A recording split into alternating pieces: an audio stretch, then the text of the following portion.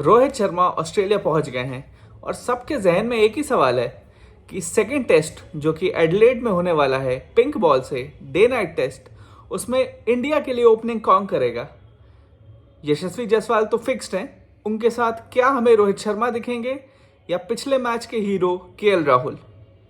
दोनों का बहुत स्ट्रांग केस है। जैसा कि हम जानते हैं रोहित शर्मा पहला टेस्ट मैच खेले नहीं थे क्योंकि वो इंडिया में थे, वो नहीं चाहते थे वो ये मोमेंट मिस करें जब उनका बेटा बॉर्न हो रहा है। तो अब वो वापस आए हैं।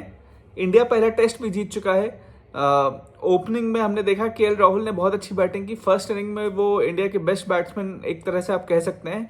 अनलकी थे आउट जिस तरह से हुए, मेरे हिसाब से बॉल बैट पे लगी नहीं थी, बैट पैड पे लगा था। अंपायर ने जल्दी में डिसीजन दिया, थर्ड अंपायर ने भी सही से नहीं देखा।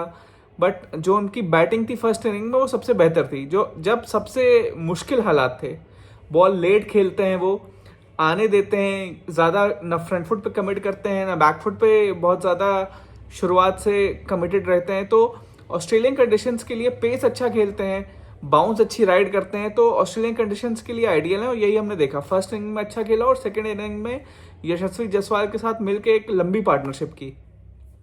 अनलकी रहे कि 100 नहीं बना पाए, लेकिन ओवरऑल अगर आप देखें तो पूरे टेस्ट मैच में दोनों इनिंग्स मिला के 100 से ज़्यादा रन बनाए उन्होंने। अब रोहित शर्मा वापस आए हैं। रोहित शर्मा जैसा कि हम सब जानते हैं कि वो भी पेस को बहुत अच्छा से खेलते हैं, बाउंस को बहुत अच्छे से खेलते हैं।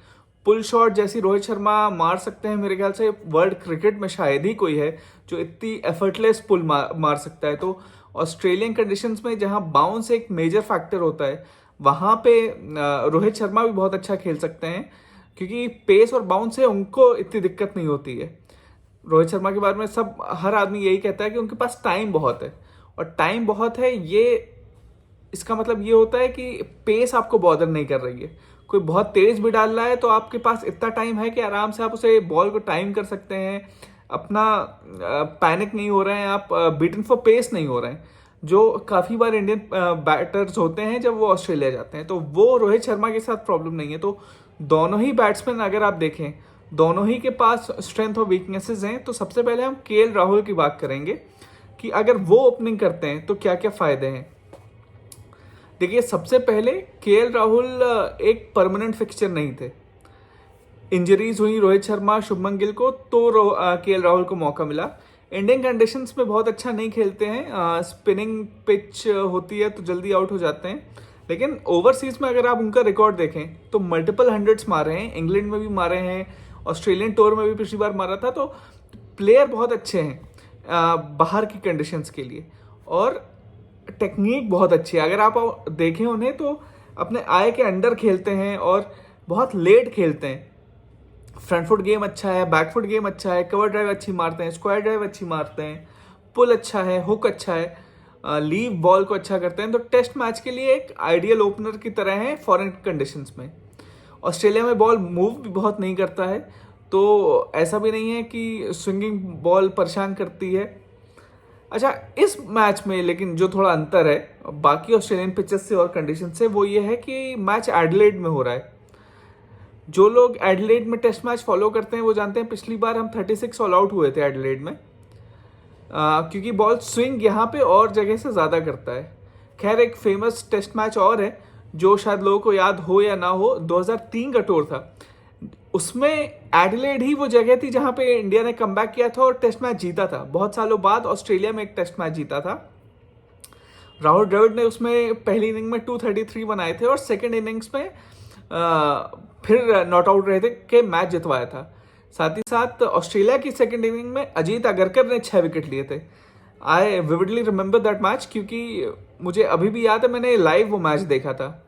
तो ऑस्ट्रेलिया ने 550 प्लस बनाए थे पहली इनिंग में। फिर इंडिया का डर था कि भाई फॉलो ऑन ना हो जाए, तो इन रिटर्न फॉलो ऑन छोड़िए, उन्होंने 523 तक ऑलमोस्ट ऑस्ट्रेलिया के स्कोर की बराबरी कर ली थी। लक्ष्मण और द्रविड़ दोनों ने बहुत अच्छा खेला था। फिर जब ऑस्ट्रेलिया की बैटिंग आई थी थर्ड इनिंग में, तो वो 190 ऑड पे ऑल आउट हो गए थे। अजीत अगरकर, जैसे मैंने आपको बताया, उन्होंने 6 विकेट लिए थे और फिर इंडिया आराम से फोर्थ इनिंग्स में चेस कर गया था। वो 233 समथिंग 30 के अराउंड इंडिया को बनाने थे, तो वो उन्होंने चेस किया था और ऑस्ट्रेलिया में बहुत सालों बाद जीता था वो। तो एडिलेड के साथ जैसा कि मैंने बताया कि जैसा पिछली बार टूर के 36 ऑल आउट है, तो 2003 का एक हैप्पी मेमोरी भी है। तो कहीं अच्छी न्यूज़ भी रही है, कहीं बुरी खबर भी रही है। तो ओनली थिंग इज़ कि पिछली बार जो था वो काफ़ी शर्मनाक था, और पिंक बॉल टेस्ट है तो मूवमेंट काफ़ी होने वाली है। बट एक चीज़ जो अगेन इंडिया के फेवर में जा रही है वो है जॉश हेजलवुड इस बार नहीं खेलना है। जॉश हेजलवुड जो मेरे ख्याल से, माना कि पैट कमिंस बहुत अच्छे बॉलर हैं, ऑस्ट्रेलिया के लीडर हैं, मिचेल स्टार्क नई बॉल को अंदर लाते हैं, यॉर्कर अच्छा है, बाउंसर अच्छा है, पेस से डालते हैं, लेकिन जॉश हेजलवुड मेरे हिसाब से इनके सबसे बेस्ट बॉलर हैं, और वो ये टेस्ट मैच नहीं खेलने वाले हैं, जो मेरे ख्याल से एक बहुत बड़ा ब्लो होने वाला है ऑस्ट्रेलिया के लिए। क्योंकि जॉश हेजलवुड के साथ क्या है, एक हाइट है, ऑलमोस्ट ग्लेन मैग्रा जैसा फ्रेम है, उनसे थोड़ा चौड़े हैं, हाइट ऑलमोस्ट उतनी ही है, वैसी ही एकदम बॉलिंग भी है। आप उनका एक्शन भी देखें तो थोड़ा बहुत ग्लेन मैग्रा को ही कॉपी करते हैं वो, और लाइन और लेंथ हमेशा टॉप ऑफ कोशिश करते हैं डालने के लिए, दोनों तरफ स्विंग कर सकते हैं और सेम पोजीशन से दोनों जगह स्विंग कर सकते हैं। मतलब 4th विकेट के अराउंड डालेंगे और वहीं से वो अंदर भी बॉल लाते हैं, वहीं से बाहर भी ले जाते हैं। इकोनॉमी रेट हमेशा फैंटास्टिक रहता है, ज़्यादा उनके अगेंस्ट कोई तेज़ी से रन बना नहीं पाता, एक एंड रोक भी सकते हैं जब चाहें, और स्टार्टिंग में न्यू बॉल से जनरली विकेट लेते हैं। तो ऑस्ट्रेलिया की एक तरह से न्यू बॉल के साथ लिंच पिन है, मतलब जनरली जब भी ऑस्ट्रेलिया को विकेट चाहिए होता है दिलाते ही हैं। तो उनका ना खेलना इंडिया के लिए बहुत बहुत बहुत अच्छी खबर है, और ऑस्ट्रेलिया के लिए काफ़ी बुरी खबर है, क्योंकि सुनने में आ रहा है कि स्कॉट बोलैंड जो हैं ऑस्ट्रेलिया के पेसर, वो हेजलवुड की जगह ले सकते हैं।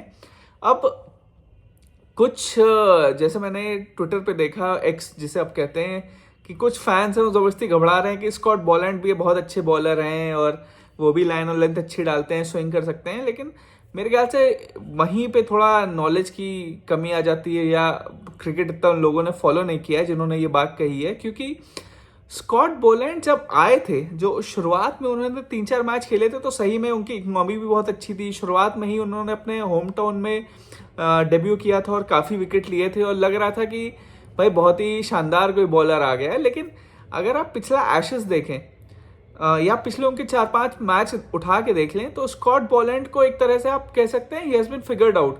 मतलब लोगों को पता चल गया है कि उन्हें कैसे खेलना है।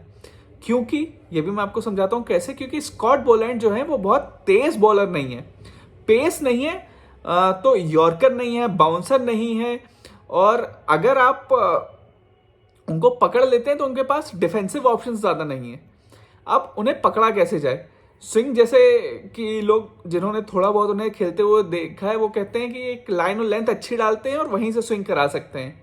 बट इंग्लैंड ने उन्हें कैसे खेला वो मैं आपको बताता हूँ, कि जब बॉल स्विंग होती है तो अगर आप उन्हें चार्ज करें, शुरुआत में ही फ्रंट फुट पे आप कमिटेड रहें, या 1-2 स्टेप आगे लंज भी करें, शिमी डाउन द विकेट करें, और शुरुआत से अगर अटैकिंग गेम खेलें, तो उनके पास डिफेंसिव ऑप्शन नहीं है। तो ये आपको इंश्योर करना है कि एक जो वो लेंथ पकड़ लेते हैं वो उन्हें ना रखने दें। आप फ्रंट फुट आगे बढ़ाएं, 1-2 डाउन द ट्रैक जाएं, 1-2 स्टेप लेके खेलें, तो बहुत ही आसानी से स्कॉट बोलैंड को नेगोशिएट किया जा सकता है, क्योंकि उनका लैक ऑफ पेस है। पेस उनका 130, 135, मैक्सिमम 140 तक जाता है। हेजलवुड जैसी ना हाइट है ना पेस है, तो उनको नेगोशिएट, जो लोग घबरा रहे हैं, घबराने की कोई ज़रूरत नहीं है, काफ़ी इजीली नेगोशिएट किया जाता है। बस आपका इंटेंट, आपका फ्रेम ऑफ माइंड ऐसा होना चाहिए कि आप इन्हें अटैक करेंगे, आप इन्हें सेटल नहीं होने देंगे, एक लेंथ नहीं पकड़ने देंगे, आप शफल करेंगे आगे पीछे, तो कोई इशू नहीं होगा। अगेन जो इस बार मुझे लगता है बॉलर्स में ऑस्ट्रेलिया के जो इशू कर सकता है वो है पैट कमिंस, कि हो सकता है वो नई बॉल भी लें हेजलवुड के ना होने से। और मिचेल स्टार्क पिछले मैच में बहुत अच्छी बॉलिंग की थी, काफ़ी दिनों बाद मैंने उन्हें देखा कि नई बॉल से उनके पास इतना अच्छा कंट्रोल था। नहीं तो एशेस में भी देखा और जगह भी हमने देखा है कि न्यू रेड बॉल से उनका पहले 2-3 ओवर काफ़ी वेवर जाते थे, काफ़ी रन भी देते थे, लेकिन इस बार वो ऑन द मनी लग रहे हैं। तो मेजर चैलेंज अगर आएगा तो स्कॉट बोलैंड से नहीं आएगा, इन्हीं दोनों से आएगा, और जॉश हेजलवुड का ना होना एक बहुत बहुत बड़ा एडवांटेज होने वाला है। अच्छा, वापस मैं थोड़ा लगता है डाइग्रेस कर गया। जो शुरुआत में मैं बात कर रहा था केएल राहुल की, मैंने आपको खूबियां बताई। अब मैं आपको बताता हूँ रोहित शर्मा की। रोहित शर्मा के साथ अगेन पेस से उन्हें दिक्कत नहीं है, पुल शॉट अच्छा है, बैकफुट गेम बहुत अच्छा है। जो कोई भी, अगर आप ऑस्ट्रेलियन पुराने प्लेयर से जब भी कोई इंडियन टीम आती थी तो वो हमेशा यही बताते थे कि यहाँ पे वही प्लेयर सक्सीड करेगा जिसका बैकफुट गेम अच्छा है। इयन चैपल हो, ग्रेग चैपल हो, everyone used to specially tell it to our players कि भाई आप अपना बैकफुट गेम अच्छा करके आइए, तभी आप इंडिया में सक्सीड करेंगे, ऑस्ट्रेलिया में सक्सीड करेंगे। तो अगर आप देखें भी, वीवीएस लक्ष्मण जो ऑस्ट्रेलिया में बहुत सक्सेसफुल रहे, जब भी वो वैसे भी खेलते थे तो फ्रंट फुट से ज़्यादा वो बैक फुट पे अपने और रिस्ट वर्क को ज़्यादा प्ले में लाते थे। बैक फुट से ही वो अपने कलाइयों से लेग साइड पे मोड़ते थे या कवर्स पे खेलते थे। तो बैकफुट गेम उनका बहुत अच्छा था। और आप देखें वीवीएस लक्ष्मण का इसीलिए ऑस्ट्रेलिया में रिकॉर्ड बहुत अच्छा था। सेम विद कोहली, कोहली का भी बैकफुट गेम बहुत अच्छा है, इसलिए वो ऑस्ट्रेलिया में काफ़ी सक्सेसफुल रहे। पुजारा जब भी ऑस्ट्रेलिया में आते थे, जितनी बॉल्स वो ऑब्जॉर्व करते थे तो काफ़ी, अगर आप देखें 60% ऑफ द बॉल्स वो बैकफुट पे ही खेलते थे। तो ऑस्ट्रेलिया में सक्सेसफुल होने के लिए आपके पास बैकफुट गेम बहुत होना चाहिए, बहुत अच्छा होना चाहिए, जो कि रोहित शर्मा का है। तो ओनली इशू इज कि पिंक बॉल टेस्ट में स्टार्टिंग में जो मूवमेंट होगी उसमें रोहित शर्मा को पकड़ा जा सकता है, क्योंकि अभी देखा गया है कि पिछले 2-3 साल से वो खड़े खड़े खेल रहे हैं, फ्रंट फुट बहुत आगे नहीं निकाल रहे हैं। तो वो एक इशू हो सकता है। बट रोहित शर्मा के साथ एडवांटेज क्या है कि जैसे मैंने बोला कि स्कॉट बॉलैंड खेलेंगे, तो एक प्लेयर आपको चाहिए जो शुरुआत में ही उन्हें प्रेशर में डाले, शुरुआत में ही रन बनाने की कोशिश करे। केएल राहुल में इशू एक क्या है कि वो अपना विकेट पे बहुत ज़्यादा प्राइस रखते हैं, तो वो शुरुआत में अग्रेसिव नहीं खेलेंगे।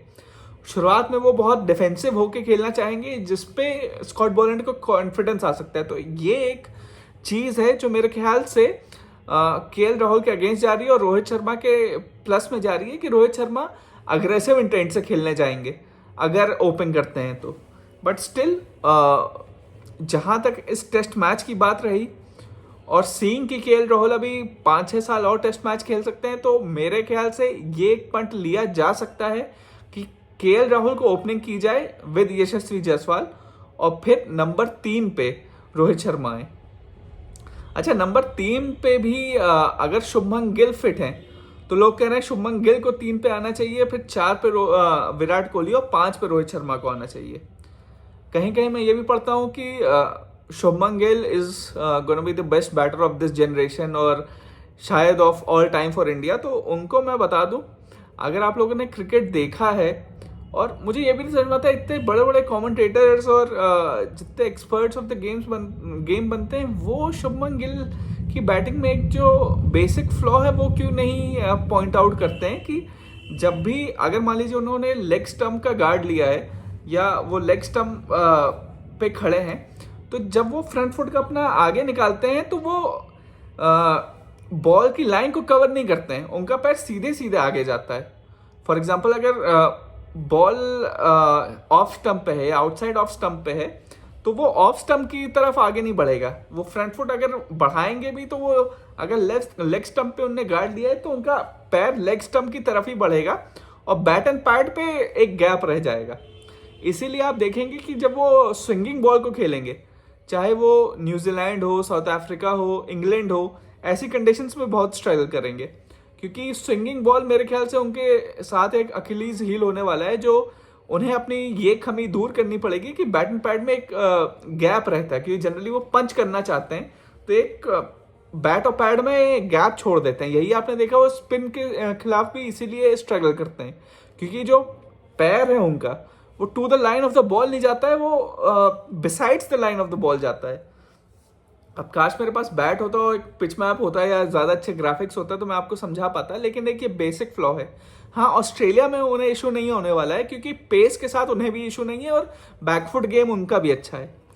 लेकिन क्या 3 नंबर पे उन्हें आना चाहिए या रोहित शर्मा को आना चाहिए? तो इस पे मैं ये कहूँगा, अगर रोहित शर्मा ओपनिंग नहीं कर रहे हैं तो बाकी लोगों को भी फिर छिड़ना नहीं चाहिए, फिर रोहित शर्मा को सीधे सीधे 5 नंबर पे ही आना चाहिए, क्योंकि 3 पे शुभमन गिल को आगे भी खेलना है, 4 पे विराट कोहली को आगे भी खेलना है, फिक्स्ड पोजीशन है ये।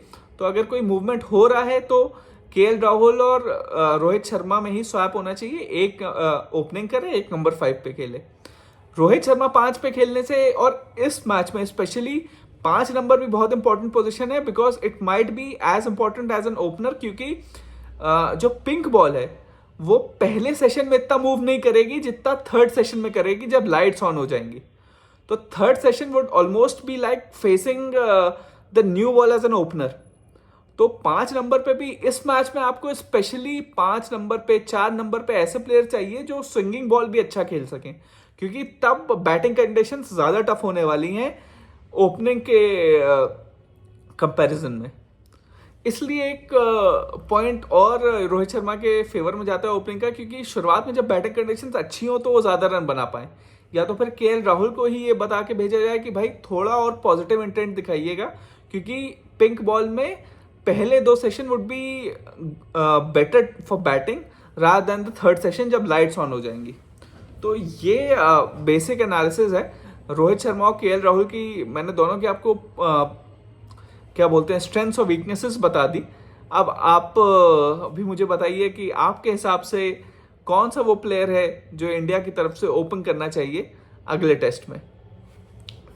साथ ही साथ एक चीज़ और मैं बात करना भूल गया था, वो था कैप्टेंसी को।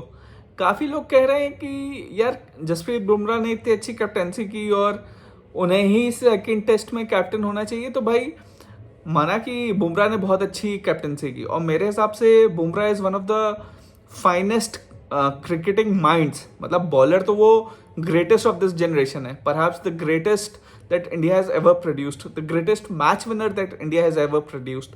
But साथ ही साथ he might also be one of the most smartest cricketers that I've seen. मतलब जितनी जल्दी वो पिच को समझते हैं, जितनी जल्दी वो मैच सिचुएशन समझते हैं, कौन सी बॉल कौन से बैट्समैन को डालनी चाहिए। मतलब ऐसा नहीं लगता कि उन्हें बहुत ज़्यादा डेटा चाहिए, वो वहीं पे देख के बैट्समैन को वर्कआउट कर सकते हैं। और ये एक स्मार्टनेस, एक स्ट्रीट स्मार्टनेस बोल सकते हैं, एक इंटेलिजेंस बोल सकते हैं जो उन्हें दूसरों से सेपरेट करता है। तो एज अ कैप्टन वो फैंटास्टिक रहेंगे। लेकिन अभी अगर रोहित शर्मा फिर से कैप्टनसी नहीं लेते हैं, या जो लोग कह रहे हैं कि बुमराह को ही कंटिन्यू करना चाहिए, उसमें बस एक फ्लॉ है कि आपने शुरुआत से जब बोल दिया कि रोहित शर्मा कैप्टन है, तो ऐसी बातें करके अब बस टीम में डिवीजन ही हो सकता है।